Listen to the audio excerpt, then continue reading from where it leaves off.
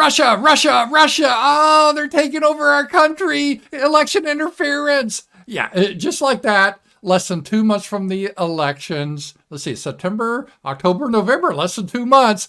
The FBI, they started another Russia, Russia, Russia scare. Oh, Trump is in bed with the Russians trying to hack our democracy. We got to stop him. What impeccable timing, right? And in this case, it has to do with this lady named Lauren Chen. A lot of you know her. She's a hapa. That means she's half white, half Chinese, I think. I think her dad was from Hong Kong. And she herself is from Canada. And she married some guy. And she's, she got her start. I heard from Steven Crowder. She did some like commercials for him. And she's pretty young, and so it's a base thing, so you can make money if you do that. And so she got sort of famous. I mean, she's nice. She has pretty good opinions. She, as a disclaimer, I've never met her personally. I know she knows of me because I had a guy that knows me. He talked to her, and he said, "Yo, I just I love Ramsey Paul." She was like, "Ah." It's funny because just a couple of years ago, she's like a real normie. Now she's like more like radical than I am. It's funny when you see that progression happening. But she's been in the news because the Department of Justice and I guess the FBI, they've been looking for, oh no, the Russians are trying to influence our elections. And what happened is she started a company with her husband.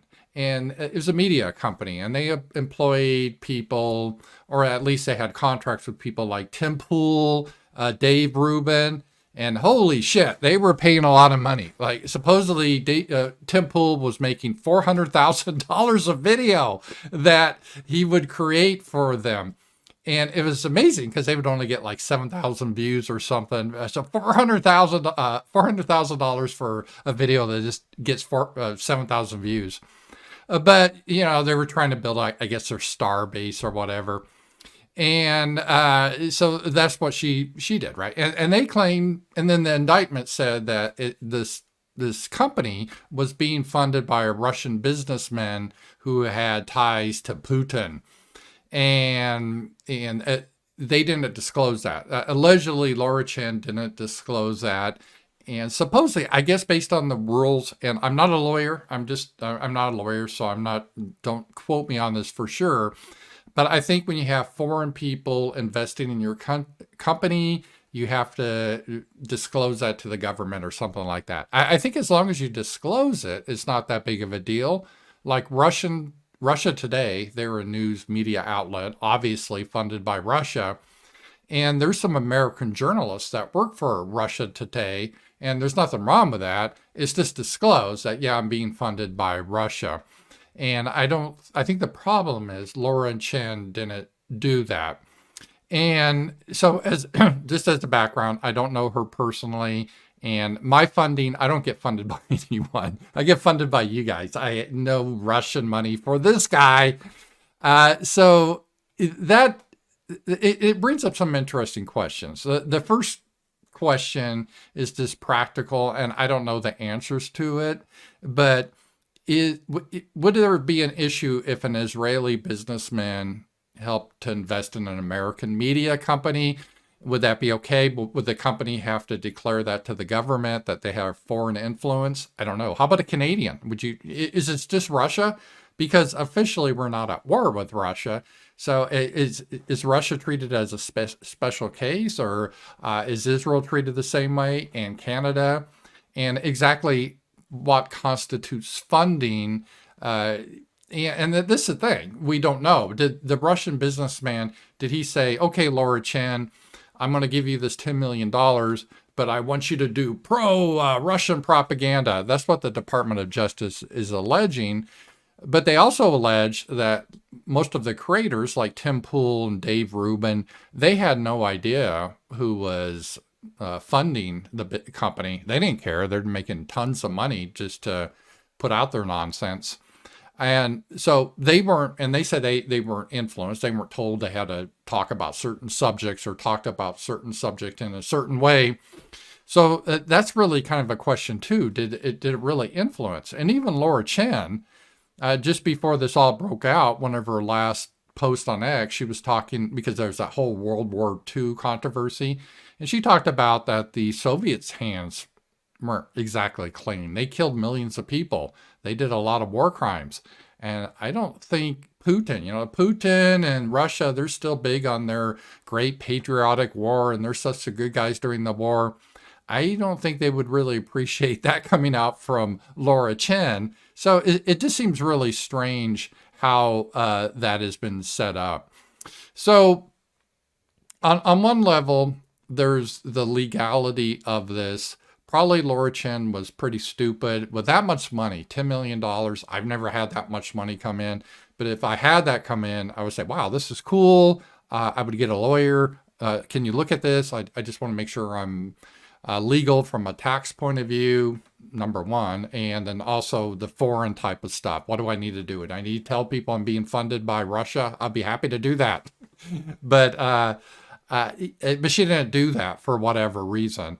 And all right, because other countries they have a lot more influence, but I think they follow the technical rules, like Israel. The biggest influence in this country is not Russia, it's Israel. You could say Russia has some influence, but comparing Russia to Israel is like comparing a minnow to a whale. I mean, Israel totally controls our politicians, and I don't know how many commentators.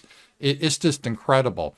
But they're able to work through the legal system and set up AIPAC, which is a way to kind of get around the rules. But it's Israel, it's a foreign power influencing our elections by far. I mean, you just have to look at how Donald Trump grovels to Israel and the Democrats do too. I mean, they got a lot of power. They're the most powerful lobby out there.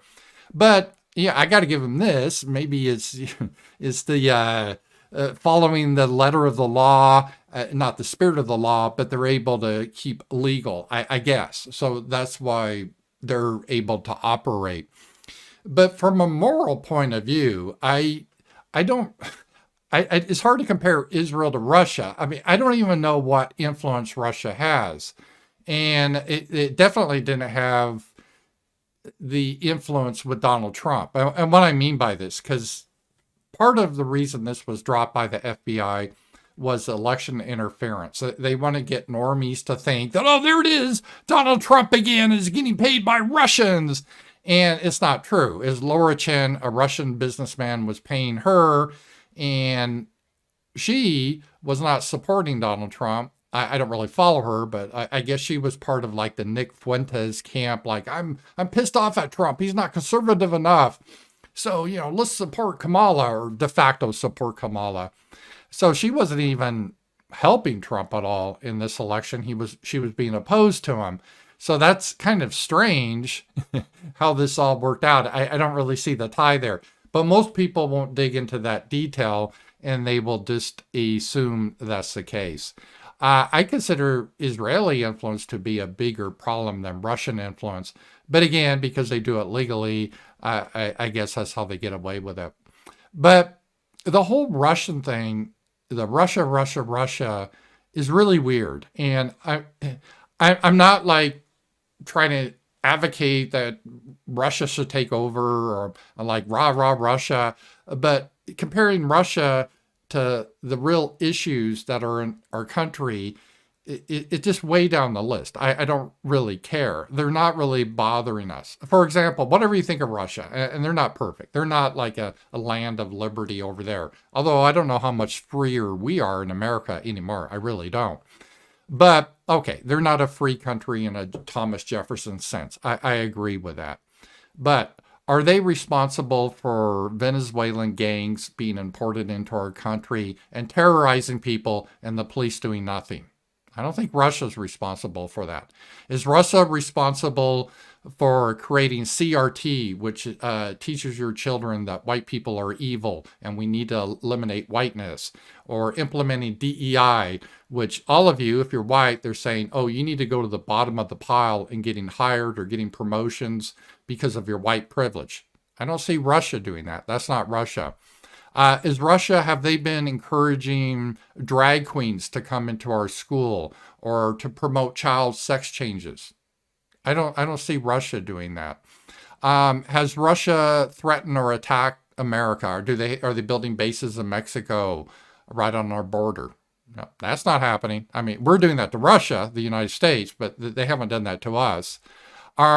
Is Russia responsible for replacing our Western homelands with the third world, like England and France? Is Russia behind flooding in all the Africans and Muslims into these countries? I don't see that happening. Does Russia want to replace the Ukrainians with Africans? I don't see that. I mean, that was the story in the news about, oh, all the Ukrainian men are dying. So, hey, we got to import a bunch of Africans in Ukraine. I don't think Russia wants to do that. I think they want someone that runs Ukraine, like be the previous president of Ukraine, that's neutral when it comes to the West and Russia, but they don't want to replace the people. Is Russia involved with arresting Englishmen for complaining about their children being stabbed by immigrants? If you're live in England and you say, I don't want my kids stabbed by an immigrant, you are considered, that's a hate crime just saying that, and you'll probably go to jail. Is my tax money going to fund Russian wars? Or are we funding Russia? No, not a dime is going to it. Unlike Israel and other countries, not a dime of my tax money is going to Russia. Has Russia ever censored me? No, they've never censored me. Does Russia have groups where they push censorship, like if you say anything bad about their stories or their foundational myths, that you should be kicked off social media? No, Russia doesn't have that power. Do they have an official organization that controls U.S. politicians like AIPAC in the United States? No, there's no equivalent. So, while I'm not rah Russia, it's just ridiculous. It's like really no threat. So we have a situation in this whole episode. And again, Lauren Chen probably doesn't even like me, so I'm not trying to simp for her. She's part of the reason she's not super bright. She got the position, she got her fame because she says some base things and she's kind of cute and whatever. But the whole scenario here is really what's happening. So a Russian businessman funds Lauren Chen. There's really no evidence, even according to the Department of Justice papers, that she told the people like Tim Pool or Dave Rubin, oh, now you got to talk about how bad Ukraine is and all that type of stuff. There's no evidence of that. In fact, the Department of Justice said that didn't happen. And Lauren Chen herself was saying stuff I don't really see pro-Russia. In fact, she just recently criticized the Soviet Union during World War II. So I just didn't really see what was happening there exactly. And the whole thing, again, the reason for this, the timing, is number one, it's right before the election. And the FBI, we know they meddle in our elections. They meddled in a previous election with Hunter Biden's laptop. They lied to the American people about that. They said that was fake. They said that was Russian propaganda. It was true. And even when Hillary was running against Trump, they were spying on Trump illegally. So the FBI has been long involved in trying to interfere with elections. I think this is the primary reason. So, and again, I don't think they formally have charged Lauren with anything, but they're bringing this public just to try to damage Trump, because a lot of people will assume that Lauren was taking Russian money to help Trump when, ironically, she was actually opposed to Trump. But most people won't understand that. I think another reason for this is Ukraine is losing, and all the rah Russia a couple years ago, and the war's become a little bit bitter. Russia is winning. All the lies the neocons told us that Russia is just a gas station with nukes and they're a weak country, that has proved to be false. The Russians are not backwards. There was like, oh, they're so backwards they have to use shovels. No, they have hypersonic missiles that we don't have the technology for, and they are advancing. They're winning the Donbass. And it's been a slow grind. It's a horrible war. I hope it ends. I don't want to see Ukrainians or Russians die, but Russia is winning. And this was despite all the predictions of the neocons, all the lies of the neocons. that 2 years ago said Russia's out of missiles or they can't do anything. Well, Russia has more missiles, more tanks, more drones than ever because they have an industrial capability. The sanctions we put on Russia, it didn't hurt them. It hurt the Western Europe. And so it's all been allied by the neocons and the government. It's been an embarrassment for them. So they're looking for scapegoats. So they can scapegoat someone like Lauren Chen. It's your fault. You stabbed us in your back by not supporting Ukraine enough. I think that's part of it. And then the third reason is an excuse for more censorship. The regime, especially Kamala Harris, has made it clear that they want to eliminate the First Amendment and they want to make it illegal to criticize the government because whatever they call it hate speech, but anything that they don't like, they will. If you criticize her government, she'll say that's hate speech. That's what it will come down to.